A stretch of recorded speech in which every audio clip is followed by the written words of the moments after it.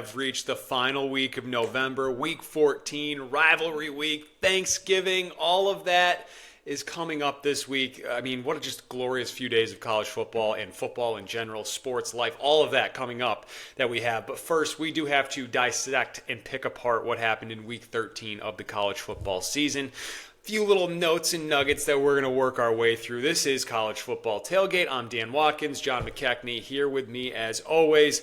John, I think chalky week is the way to put this one. I mean, everybody in the top 14 of the playoff committee's rankings won. I mean, not all of them covered. Some of them were off, but there was really no carnage from this weekend, basically, is to put it lightly. Yeah, so as we know, it was largely SEC bye week, so a lot of those teams, were able to just kind of take it easy, or in Ole Miss's case, just be on a bye. I guess if you're one of the Georgia's offensive linemen, you can find a way to get into a police situation involving your mother as a blocker car and pick up 13 charges. He is no longer on the team, so he had an eventful weekend. Okay. So that's something. Best of luck to him against the legal system, I suppose. But yeah, on the field, we didn't get a ton of crazy stuff going on. I will say just like a shout out to you guys. Dude, 70 points in 18 minutes. Whoa. I wasn't going to even bring this up until the very end of the show, but I don't know, is there a federal war crime investigation going on in South Bend currently? Because what Notre Dame did to Syracuse is just inhumane. It's gross. We got to get someone out there to investigate, because Notre Dame, I think they took the message, or whatever the committee chair said last week about how they and Miami aren't in the same tier and they're not grading them the same. And Marcus Freeman basically went to his team and was like, we're going to make sure we do not fall into the same category. So go out there and put up style points. And that's what they did. Notre Dame had 21 more points than CJ Carr had passing yards in this game. Just absolutely ridiculous. 70 points, the most for the Irish since 1932. Most in a game for Notre Dame since the 60s. You just got to feel bad for your guy, Fran Brown, up there in Syracuse. I know they were on their, fourth string quarterback at that point, because Angeli's been out for a while. Oh, man. It was comical. And I tweeted this out because I did give out Syracuse plus 35.5 last week. I thought they would hang around a little bit. I didn't know Notre Dame would cover that in 16 minutes. Literally 16 minutes of game time. They were up 21-0 before the offense took the field. And then my other takeaway from that game, John, was that they might be trying to get Jeremiah Love the Heisman. Yeah, dude. I know he's just he only had 8 carries, but 3 touchdowns, 170 yards, one of the most absurd stat lines you're going to see. And then I don't know if you were watching that USC-Oregon game, but they throw up the graphic. Every single year that ends in 5 since 1935 or whatever, a running back has won the Heisman. So a little conspiracy theory. Maybe Big Brother's watching, saying, hey, get Jeremiah Love the football. We got to keep this trend going. But yeah, just unbelievable. I mean, I don't really have any main takeaway for that, just other than that, damn. That's really all you can say. But now that checks out, Derrick Henry in 2015, Reggie Bush in 2005. So, yeah, man. Okay, that's certainly something. I mean, not to upset the apple cart, but do you want to just talk a little Heisman right now? Because I feel like there's might as well. A little bit. Sure. Yeah. So, all right. So here's where we stand right now with the Heisman race. We've got Mendoza as a narrow-ish favorite. He's minus 115. Probably not a ton that he's going to be able to do other than stat pad a bit against Purdue. If he shows well against Ohio State, then I think he has a good chance. If they win, then I think he's closer to a lock. But again, you're beating Ohio State. That is going to be a massive hill for Indiana to climb. As good as they are, and as much as the Hoosiers have done well this year, I do think Ohio State just a little bit different. So the Love thing is interesting because he's plus 350. And if he can just put he's got one game left, and it's against Stanford, which is completely falling apart. He will at least keep the pressure on Mendoza, I think. And then if Mendoza, again, does poorly against Ohio State, then I think the door is very much open for Jeremiah Love, because then you have Julian Sayin at 5-1. He does have those possible Heisman moments, though, because Ohio State obviously plays Michigan, and then if he's the big reason why Ohio State beats Indiana, then I think it's going to be hard to keep him off the podium. But say Ohio State just wins by bullying Indiana, and they just get through these next two games, but Sayin doesn't really pop, then I think it's going to be hard to argue that he is the Heisman. And then hanging out in the back is Diego Pavia at plus 550. Big game against Tennessee, I think at least puts him more in the conversation to at least go to New York. Could reach that 40 total touchdowns mark and also get to 4,000 total yards with the big game this week against Tennessee. So plus 550 is about where he is, or that is where he is right now.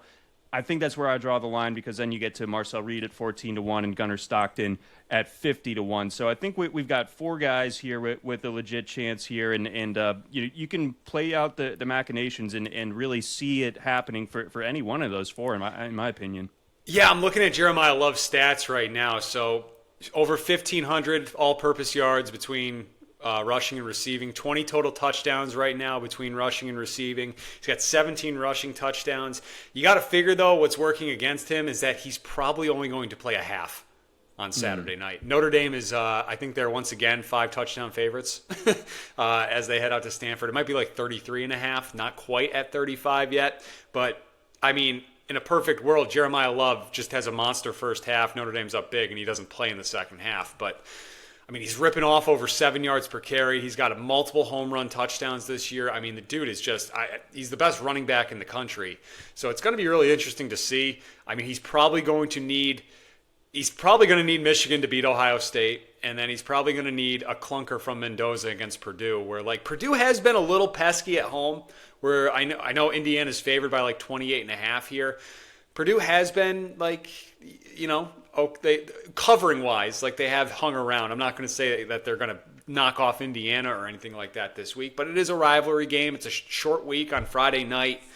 Maybe Mendoza ate a little too much turkey. He's a little sleepy coming out, and that's the path for Jeremiah Love, but it might just be a little too late for him. Yeah, I think if there was one more marquee game in the last week of the regular season for Love, to where you could feel good about him having that full workload, and then if he was able to do what he's done all season, I think it really gets there. But yeah, he's going to need some help. I think his case has largely already been made. If he can get to those 20 total touchdowns, even better, or 20 rushing touchdowns. But yeah, I mean, just plus 350, I'm at least intrigued right now, because I could see Mendoza here falling off in specifically in that Big Ten championship game, and I could also see Sayin the Ohio State goes 2-0 in these next two games, but it at no point are you wow, Sayin. Exactly. I mean, I get what you're saying right there by the way. So there we go. The Big Ten championship game could be so interesting on so many different levels. There could be so much at stake, not only the Big Ten championship, the number one overall seed potentially in the college football playoff, and maybe even the Heisman between those two quarterbacks there too. So that's going to be a lot of fun that Saturday night in Indianapolis. Both those two teams, Ohio State and Indiana, if they just take care of business this week, will be there. But Oregon still lurking if one of them is to stumble. I mean, Ohio State has lost 4 in a row to Michigan, if you have not heard, by the way. They play this week. That line, John, has moved from 13 down to 10 for Ohio State. So interesting. We're crossing a key number there. We will break that game down in full later this week. And then, Michigan can still somehow get into the Big Ten championship game as well if they are to win and knock off Ohio State for a 5th straight year. All right, so before we go any further, I do want to say thank you very much for watching or listening. Make sure you're subscribed. Hit that subscribe button. It doesn't cost you anything. We won't spam email you or anything like that. All it does is help John and I as we continue to try to grow this show. We are at College Football Tailgate on YouTube, Apple, and Spotify. You can follow us on Twitter at CFB Tailgate 25. Follow us on TikTok, where all the fun is in the comments, at CFB Tailgate, or you can follow us personally or individually as well. I'm at Dan Watkins Radio. John is at Johns_Tailgate. So we thank you guys very much for watching. And as you make your way to your holiday destination, your Thanksgiving destination, wherever you're going this week, or if you're just staying home, tell whoever you see this week, hey, you like college football? Check these guys out. They're not bad. They're decent guys. You know, sometimes they pick on programs that end up biting them in the butt, but you know what? Hey, that's what makes this fun. So, anyways, like we said, very chalky week in week 13. I'm looking at the committee rankings, John. I'm trying to, do you think we see any shuffling whatsoever? The AP did a little, they jockeyed some teams around. They bumped Oregon up to 5, dropped Texas Tech down. They did knock Utah a few spots. I do think we're going to see that from the playoff committee this week. I think the Utah steam and air is out of the balloon after what happened Saturday night. The Utes giving up 340 rushing yards to Kansas State in the first half. Absolutely absurd. That game was totally bonkers and wild. Utah does ultimately win that game, 51-47, I believe the final, but you're giving up over 400 rushing yards in week 13. I think the college football playoff committee is going to say, see you later. Oh, well, the SEC bias. I mean, Texas A&M was down 30 to 3 at halftime, and they get praised for winning that game. But no, seriously, Utah, you had your. I mean, I guess it's still mathematically possible, but yeah, it's not going to be an eye test thing anymore. I think that's helping fuel where they are. I could see them slipping a little bit. Either Miami or Vanderbilt, I think, could very well get into ranking over them. Yeah, or both. I think both. That's what the AP did.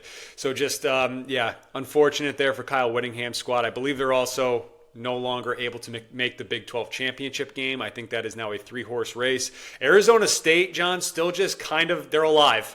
Like how? Right? It's like, to throw out a Godfather reference to you, 6 shots and he's still alive. They shoot him 6 times and he's still alive. Arizona State with Jeff Sims, somehow they are still alive as they take on Arizona later this week. But I think we're going to get BYU, the rematch between BYU and Texas Tech there. That's my expectation as well. I think Arizona State has weathered the Sam Levitless storm reasonably well, but I think playing against Colorado helps a lot in that facet. And I give my respect to Arizona, especially their defense. Their secondary has actually been very good, so I could see that one actually swinging in the direction of the Wildcats this particular year. So I don't consider Arizona State a real possibility. I'm looking at that BYU Texas Tech rematch in Dallas. Yeah, that'll be a lot of fun. The Big Ten, as we mentioned, should just about be completely settled there with Ohio State and Indiana if those two take care of business. The SEC, I guess, is still a little intriguing because, well, you got the Iron Bowl in Auburn this week, and Alabama, yeah, they won big over Eastern Illinois, but I don't know, Ty Simpson did not look good in that game, throwing a couple picks there. So Alabama, if they win, they're in. They go to Atlanta, right? You just got to take care of business against Auburn. I think that line is down to like a field goal, by the way. So people are expecting something to get a little wacky there. Texas A&M, they take on Texas in Austin. That line is down to 2.5 as well there. The Aggies are favored on the road. Those two teams just need to win. They go to Atlanta. If not, it opens the door up for Georgia, and also Ole Miss can still get there. So a lot to still kind of figure out in the SEC. Do you think we see A&M and Bama, or do you think Auburn's got something to say about that? Maybe we see your Bulldogs there. I think we see the Bulldogs there, but I do think Auburn has a very good chance of winning this game. I've been loath to give them any credit all year. Oh, no. I think Texas can beat A&M. Interesting. I was watching that game against Arkansas, and yeah, I mean, I think that's a good, like the perfect level of like warm-up opponent for what they're going to face this week coming up Friday night in Austin. Like, Arkansas is going to be able to hang around with you. They're going to put up points on you, so you can never really take your starters out, and you got to keep your foot on the gas. And that's what Texas did in that game. Looking like that offense a little bit better there. Obviously, you're going to take a big-time step up in competition with the defense and all that, and the defensive line especially when you play A&M this week. 2.5, I mean, that's the number for a reason there. It would not surprise me if Texas and Texas A&M goes right down to the wire Friday night. Yeah, I think we're in for a great game there on Friday night, and again, we'll break it down in full. But I've been kind of wish casting this for seemingly weeks at this point. But I do think Auburn absolutely gives Bama a game. Like you said, that line historically has moved a good bit in recent weeks. I think in part because of what Alabama did specifically a week ago against Oklahoma, and then Auburn seems to have kind of found a little bit of something in the post Hugh Freeze era, which makes sense because that guy. He was clearly just like a big dead weight around them. So they seem to be playing a little bit more free and easy as we enter the stretch run. They're very, very much a live wire again, especially with the crazy voodoo that is Jordan-Hare Stadium. So I don't think that I would bet against the chalk for the SEC championship right now. I think that one of A&M or Bama slips up this weekend.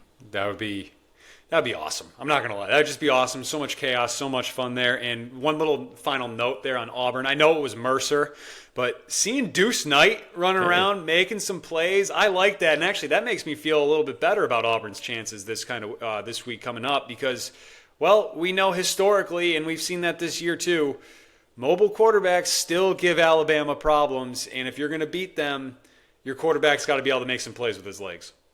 Yeah, I think we're looking at a kitchen sink game from Auburn. Like Auburn's whole season gets completely salvaged if they are able to knock off Bama, which would again give Alabama its third loss. It would knock them out of the SEC championship game and potentially the college football playoff. So a lot there for Auburn to play for as spoilers this weekend. So let's put a pin on the ACC. We're going to talk about them a little bit more in a few minutes because I do want to just kind of go through that Pitt Georgia Tech game that we saw on Saturday night, and we'll get into our ACC discussion there. I think that works a little bit better. But let's kind of start diving into some of these games that happened over the weekend. The big marquee matchup was USC at Oregon, and the Ducks just take care of business, John, 42-27 the final. Kind of felt like as I was watching that game that Oregon was just able to impose their will as that game went on. Special teams makes a couple great plays. Kenyon Sadiq is just so much fun. I mean, he's hurdling people out there. Lincoln Riley brought his bag of tricks up to Eugene, but it just was not enough there. Oregon's run defense was incredible in this game, holding USC to under 2 yards per carry, 1.9 to be exact. Oregon goes 7 of 12 on third down, and they kind of just held USC at arm's length this entire game. Every single time the Trojans scored, Oregon had an answer, and that was very impressive to me with the Ducks. And we saw the AP bump them up a few spots here to number 5 as we head into Week 14. Yeah, so but I'm going to consider myself a little bit guilty of maybe buying into USC like a little bit too much. I know we did pick Oregon for the show, but I was like in the back of my head wondering like, hey, could Oregon do this? I think that, Jaden Maava, like there's a potential there that he was going to be able to do it, but the 2 interceptions, pretty killer there for him, whereas, Dante Moore played a fairly clean game on the other side, completing 22 out of 30 at an 8.6 yards per attempt clip. And then, like I was saying about Oregon, like they just have this deep stable of running backs, so they weren't overly explosive on Saturday, but definitely were effective enough at moving the chains and everything like that. And I mean, defensively, I mean, they Mekhi Lemon just 7 catches for 34 yards. Like they obviously had him circled this week, and other guys got theirs. The freshman there for USC had a nice day. Little 141. Jacoby Lane had over 100 yards, but they didn't let Mekhi Lemon beat them. They end up winning that game by 15 points. So, Oregon, I feel like we still kind of have a bit of a mystery about them, which is weird to say this late in the season, and they're only like 6.5-point favorites against Washington. But I think by and large, like it's more so just being punitive of their schedule. Like who is their best win, but before this weekend, it was all the way back to the Penn State game, and no one really gives that one too much credence. So very important for Oregon to win this one and win this one convincingly. They did that. Yeah, they absolutely did. And Dan Lanning with some interesting comments that I want to get your thoughts on after this win. So Oregon beats USC, who is, they're a Big Ten rival. They were ranked in the top 15. And Lanning just kind of goes off in his post-game press conference saying, quote, "This conference is a really good conference. It's competitive. We didn't play Chattanooga State today like some other places, right? We competed." What are your thoughts? Those are my thoughts. Chattanooga catching strays. UT Chattanooga, NIT champion. UT Chattanooga Mocs. I mean, that doesn't really translate onto the football field or what have you. But I find that argument from the non-SEC people is so like boring. Like my eyes kind of glaze over when it's talked about. I understand like griping about the eight conference games versus 9 and everything like that. But like whatever. The rivalry week games are always insane. It's we're doing a societal good. I mean, Georgia probably funded Charlotte's a whole athletic budget for a whole year just for the opportunity to whoop up on them with some backups on Saturday. So I don't see what the big deal is with having a soft game the week before the regular season finale. And again, doubly rich coming from Dan Lanning, who has this job because he coached in the SEC. Yeah, I was gonna say he made his bones in the SEC and is basically like doesn't everybody talk about Oregon as being like an SEC program in the Northwest too? Yeah. On top of that, so. Some interesting comments there from Lanning. Oregon rounds off the season. They finish off the season with Washington on the road in Seattle. Going to be interesting because we've talked about this. Washington, are they Dan Lanning's kryptonite, or was that just a Kalen DeBoer thing? I'm leaning more towards it being a DeBoer thing. Washington has been kind of a Jekyll and Hyde team, I feel like, a lot this year. Oregon rolling. I think they'll be focused and ready to do it this weekend. I don't have them on upset watch this weekend, but you can't take it lightly either with DeMond Williams being the quarterback at Washington. He can obviously change the complexion of a game, but ultimately I think Oregon just goes ahead, finishes out 11-1, and then just gets the extra rest having to not play in the Big Ten championship game. All right, so moving on. One of the bigger matchups, though, in the SEC this past week was Oklahoma and Mizzou in Norman. Oklahoma, John, they just keep winning. 17-6, your final there. This game was just a crawl throughout. Two really good defenses here. That Oklahoma defense is elite, holding Mizzou to just 6 points. Missouri had a 3-0 lead in this one. Bo Pribula, he does make the start, as we were kind of talking about last week, that it was kind of starting to look like he might actually suit up and play. But this game just totally swung on that blocked field goal when Mizzou was trying to go up 6-0. Instead, Oklahoma outscores them 17-3 to end the game. And my takeaway thought, John, I've been working on this, and I want to say, Sooner fans, look it. You deserve to be where you are. You deserve to be a top 10 team. You have an elite defense. You have fantastic special teams. But let's face it. Let's look ourselves in the mirror here. You're Iowa. Just swap out that Hawkeye logo for an OU on the side of your helmet. It is the same thing. Like, the defense is incredible. The special teams are great. They're a really tough team. You don't go in there and win games this year, like, unless you have a just absurdly explosive offense like an Ole Miss. But, like, your 3-game winning streak here this month against Tennessee, at Alabama as well. That other game, the Tennessee game, was in Knoxville, and then this game against Mizzou. Like, it's largely because you are now forcing turnovers. You're +7 this month in the turnover department. And I did some deep dive, John, because I'm just watching this Oklahoma team try to play offense. And did you know in the month of November, they have exactly one drive of more than 55 yards during this 3-game winning streak? One. And that was the 87-yard touchdown to Sategna on Saturday. It was a pass that went maybe 10 yards in the air on a quick slant, and he took it to the house. Other than that, they have not driven the ball more than 55 yards since October.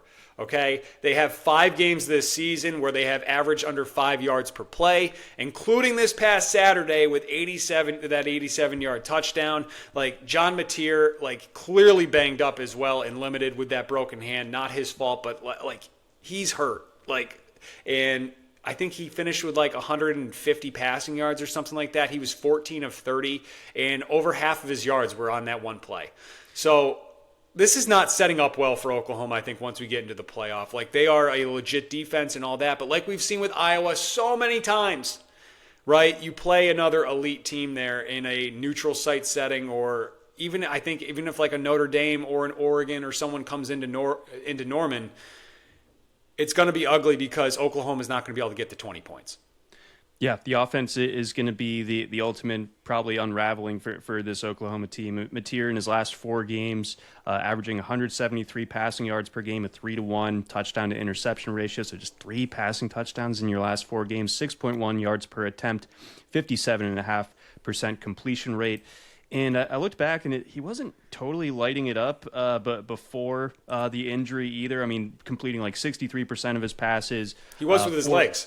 Yeah, he had the 4 rushing touchdowns, so that was good, but a 3-to-2 touchdown to interception ratio before he went down with that thumb injury against Auburn. The one kind of spin zone I can give you for Oklahoma is, okay, you finished 10-2. You beat LSU this coming weekend. You're going to be in the playoff, and you're not going to have to play in the SEC championship game. You get that longer layoff. I think the playoffs start on December 19th, so we could see the closest thing we've seen to 100% John Mateer by the time that rolls around, but they're going to need that because defensively, you know that they're going to be able to keep themselves in games, but you just worry about that offense being able to match score for score if the defense isn't completely, dominating the game.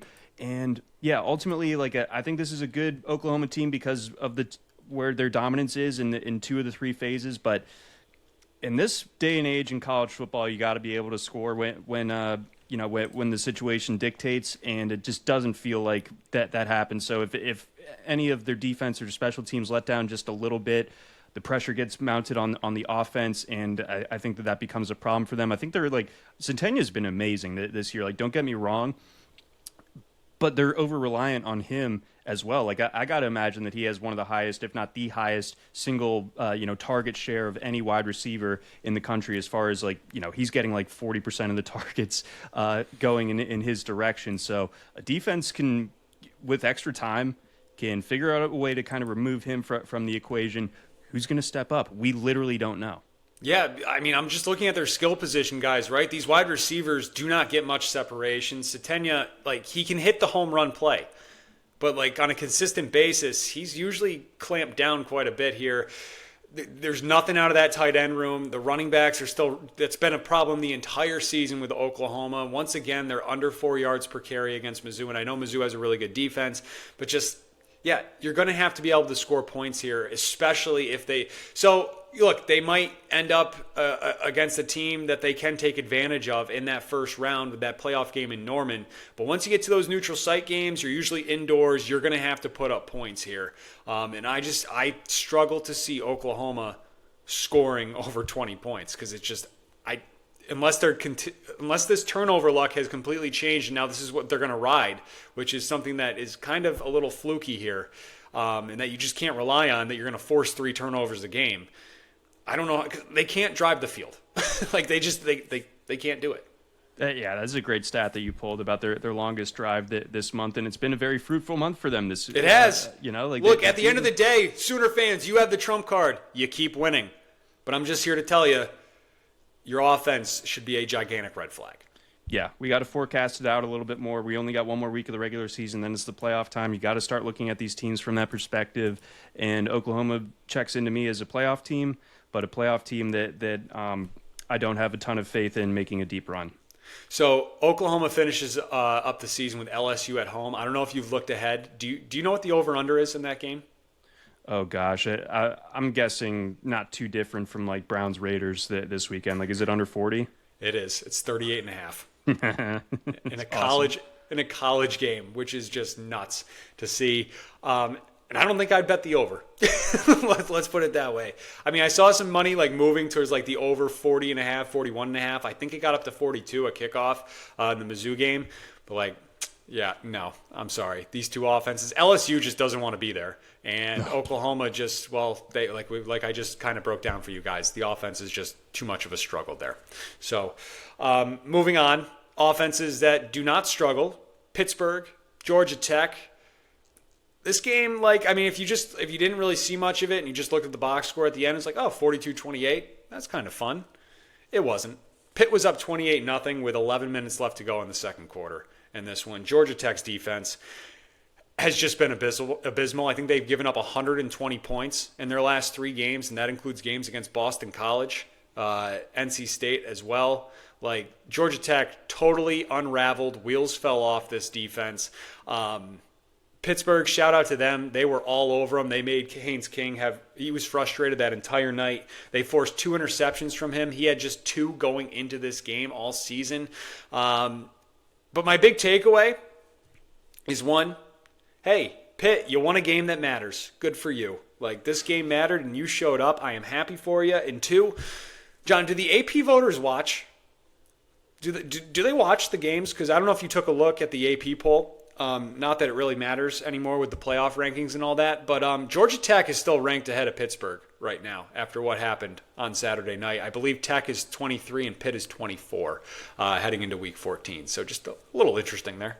I feel like that's a pretty easy one to get right. You know, like Pitt obviously just went in there and wrecked shop against Georgia Tech. They just beat them outright. You can probably justify having them one spot at least ahead of Georgia Tech. So, the AP, they are not beating the asleep at the wheel allegations. That's for sure. But, impressive stuff from Tech, or I'm sorry, from Pitt, just going in there, just haymakers right off the jump. I mean, it felt like before you could blink, they were up 2 scores, and they continued to extend that lead, and they kind of parked the bus there in the second half to, Tech somewhat made it a little bit dicey there, but went out on downs, and that ultimately ended up being what kind of finished things off there. So really, really tough scene from Georgia Tech, because that was their last ACC game, of course. If they win that game, they're in the ACC championship game. You lose at home in prime time, and really like the only game that people were watching at that stage of the evening. So that was just a brutal turn for the Yellow Jackets. And to me, it signals that the metrics have been right about Georgia Tech all year, in the sense that they were routinely, whether you're looking at SP+, whether you're looking at FEI, they were always ranked way lower than where they were in like the actual coaches poll or AP poll or even the college football playoff rankings. And a lot of that has to do with a bad defense. They rank 70th in defense by SP+, and that showed this week. And it also showed, we were talking about it all last week, where it's like they are playing with fire way too much. Like you get taken to the brink by Wake Forest, by Clemson, by Boston College. Once you play a real team, like that's gonna come bite you, and Pitt obviously proved to be. So that sets up a huge game with them against Miami later this week. But Georgia Tech, tough way to end the season for them, basically, because it was kind of like it was feeling like a little storybook there for a while, but since the calendar turned to November, they have turned into a pumpkin.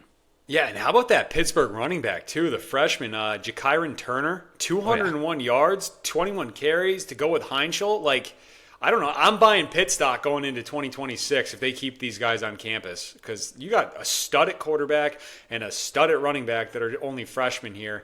And, I mean, Pitt's season, like, Pitt could still find their way into this. They don't need that much external help to get themselves to Charlotte in a couple weeks. So ESPN, in their game recap, they broke this down for everybody. Let me just find it here. So if Pittsburgh wins its regular season finale against Miami, which is in Pittsburgh this week coming up, and either Virginia or SMU loses this next week, Pitt will get back to the ACC title game for the first time since 2021 in that Kenny Pickett year. So it's still kind of on the table there for Pittsburgh to maybe sneak into this playoff. It is. I think their biggest hurdle is beating Miami. Miami is playing really well right now. They are. Maybe like the opposition hasn't been something that has garnered your attention of late, but Miami is really starting to click, especially on the offensive side of the ball. I don't see Virginia losing. I did see an interesting stat where I think Virginia Tech has won 23 of the last 25 meetings against UVA, but this Virginia Tech team, no bueno. I'm sorry. They're excited for the Franklin era, and they should be, but the rest of this year is just playing out the string a little bit, even with it being a rivalry game up in the Commonwealth State. But and then beyond that, SMU would really have to pee down their leg to lose to a Cal team that just fired their coach. So, this is an SMU team that fought their way into the college football playoff last year. I don't think that they end up slipping up here. I'm not convinced that they're a great team, SMU, by any means, but I do think that they will punch their ticket. So it's going to be a frustrating end for Pitt in the sense that you're so close to being in the ACC championship game. I don't see it happening, though. Yeah, it's going to be tough. I'm looking at I was surprised. I immediately went and looked to see what that Cal SMU line was, and I was shocked it's under 2 touchdowns. It's I think it's at 12.5 right now. Now we have seen this year that these little interim head coach bumps do happen. I mean, UCLA, hello, Penn State, right? But like, I don't know. I think you're going to need SMU to just totally be asleep at the wheel, I think, to win that game out in Cal over the weekend. And then I believe that Virginia Tech game is in Charlottesville this week. So the Hoos should really take care of business and punch their ticket to the ACC. Yeah, that game is at Virginia. They're favored by 10.5 there. Like, Virginia Tech has just not been good on the road this season. So they haven't really been good at all, but especially on the road. So I think that as much fun as it's been to kind of go through the permutations of how the ACC championship is going to shake out, I do think going into this final week, it's going to be pretty straightforward is my expectation. But, that's why they play the games. Yeah, and the odds market, the odds board, DraftKings, FanDuel, wherever you do your betting, has it pretty much that way. Just looking at it right now, SMU plus 105 to win the ACC championship game. Virginia plus 175. Then you got Miami at 6-1. Pittsburgh's at 12-1. Duke is at 19-1. Now, ESPN says Georgia Tech is firmly eliminated from this, but DraftKings does still have them up there at plus 11,000. So maybe there is like the slightest of paths that they could somehow tiptoe into that if like total carnage and chaos happens this weekend and like all four of those teams ahead of them lose. But yeah, it's going to be tough even for Miami to get there. I think Miami needs SMU to lose or Virginia to lose. No, they need one of them to lose, and then they need Duke to lose as well. So I think it's just going to be a little too much work there for the Hurricanes to get to Charlotte as well. Yeah, we're needing that extra Duke thing to happen for which is nuts. Yeah, I guess is that like common opponent strength of schedule or something like that. I've heard that like somehow because of like strength of schedule, this BC Syracuse game this weekend, which if you're watching that, like God bless. Somehow can like have ramifications towards the ACC race if like things break a certain way. But like Boston College is favored over Syracuse this weekend. BC I think has lost 10 straight games.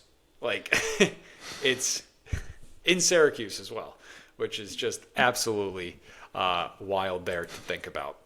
All right, let's move on. Let's get to Monday Cope, Monday Smoke. John, what do you got for us? All right. So for the coping, I will keep it pretty much right where we were with Georgia Tech. Well, now you get to just kind of go back to your old comfortable line of, especially for this week in particular, where Georgia Tech people like to say, well, we have a bigger economic impact on the state of Georgia than the University of Georgia. That's nice. Good for them. Congrats. Yeah, they like to talk about how much money their alumni make. It doesn't really do a whole lot for me as far as between the lines on the gridiron. But they at least get to they dust off that take after this past year where they pushed Georgia into all those overtimes, everything like that, came so close to beating the Dogs last year. You can put that one away, I think, and then just go back to what you know, which is just talking about things that are not football related during a rivalry week. For Florida, it's almost over. You're almost done. We just got one more week, and hey, I mean, you could also just kind of like take it to Florida State, who I think they just kind of opted out of trying to get into the coaching search, by keeping Norvell for next year and making that announcement. But Florida, I'm sure they're going to end up with a good coach. I don't know if it's Lane, but it's almost over. It's going to be all right. Like, you just one more week, and then you just don't have to worry about Florida. They're favored, by the way, 1.5.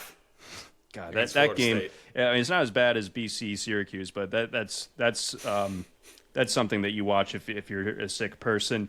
And then LSU, you beat an 8-2 team this past weekend. That's pretty good. It was Western Kentucky, but they're 8-2 going into that game. So cheers to them. For the smoke, Notre Dame. 70 points in 18 minutes. Nothing more to be said there. That's just mind-blowing stuff, especially against a Power 4 team. Texas might be feeling themselves a little bit after this past weekend. I know that everyone beats Arkansas. Arkansas usually gives teams a little bit of a better game than that, but I think if you remove the Georgia game from Texas's resume the last like 4 or 5 weeks, Texas's offense is starting to really kind of click here, and I'm not ready to fully eat my words on this Texas team, but I do feel like that they can be feeling like they can at least come in and compete against an A&M team, whereas a couple weeks ago I would have said like A&M is going to just wipe the floor with them. I'm less certain of that now. Then Diego Pavia. That guy is playing himself into Heisman contention. He's crazy. His mom's going nuts in the stands and going viral. He's saying that he is the best player in college football right now. During the Vandy bye week, there's a picture of like him, Hasbullah, and Cam Scadaboo.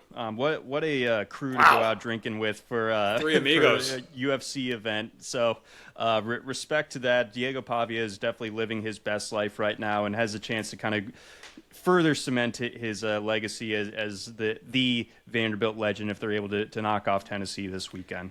That's good stuff. And I mean, yeah, the opportunity's right there. Talk about a golden opportunity. That Tennessee secondary, like if Pavia wants to do a little stat padding and really get himself in there and definitely secure his spot for a trip to New York in a few weeks, like that's the perfect opponent to do it against as well. That's right. And I mean, Tennessee, I think by virtue of beating Florida so badly this past weekend and sitting where they are, that's going to register as a really quality win if Vanderbilt's able to get that one done. I think that one has a pretty narrow spread as well. I think Bill Connolly has that one pretty much as a pick-em as far as his projections are concerned there. So I think that there's a very real chance that Vandy does finish it off here and then kind of have the bolster their case as one of those 10-2 teams that will at least need some consideration for one of the final playoff spots. Yeah, I'm going to be pulling for Vandy because I do have a Tennessee under 8.5 win ticket from the preseason. So Tennessee's sitting at 8-3 right now. Yeah, Bill Connolly does his S&P projections and all that kind of stuff, and it is wild the amount of home teams during rivalry week that are getting points here. Some very interesting spreads. We will definitely be giving out more best bets and kind of breaking down those lines and stuff like that on Thursday's show. But to quickly recap what happened this past week, 8-8. 500 again. Once again, we start off with Maction, and it is so well. John, we're like, what are we, 4-0, 5-0 in Maction? Maybe we should only bet Maction. It'd be much more profitable than what's been going on and what's been happening on Saturday. Just some tough luck there across the board. I mean, it was just rough. And Ball State, 28.5. They get the touchdown to cut it to 29, and they miss the PAT. Come on, like they didn't even go for 2 and miss it. Like they just missed the point after. Like brutal. Yeah. Just like threw my notepad. Notebook toss. Yep, at that one there, which would have swung our week and put us over 500 for the week. But anyways, couple MAC games Tuesday night. I don't know if there's anything Wednesday. Thursday we have the one game as well, but we will talk before then. Anything on that MAC slate that you're eyeing for Tuesday night before we talk again? Yes, so I do think that I'm picking up on what the universe is telling us, which is to get involved in a Western Michigan game. Like that? We're 2-0 with picking them. I'm not touching the spread, but I am going to take the over 45.5 in the Western Michigan versus Eastern Michigan battle. Now, I'm concerned that Western Michigan's going to have to do a lot of the heavy lifting there, but I think we have reason to believe that they can. 45.5, a gettable number in this spot. So give me the over there. Yeah, I like that as well. That was actually going to be where I was going to. So let's make that a 2-unit play for us on Tuesday night. I'm looking at the weather as well. 45, no precipitation. Balmy. That sounds like points as well. So let's go over 45.5 there. I was looking at that spread as well, but a full touchdown on the road in a rivalry game like this could be a little much there. So let's just take the over. Hope we get some points, and hopefully it's not too sweaty for us as well on Tuesday night. So that's I think that's that's good. We hit pretty much everything else we wanted to hit on for this recap show. Very chalky week. It's just all building for this week coming up, and we're going to have a nice preview for you guys coming out on Wednesday this week, a day early with Thanksgiving coming up as well. I can't wait to talk about Week 14. All right, so that's going to do it for us. Thank you for watching College Football Tailgate. Make sure you hit that subscribe button. John's speechless. He's saving his words for Week 14, guys. He's just saving it up. So, all right, for John, I'm Dan. Talk to you guys on Wednesday.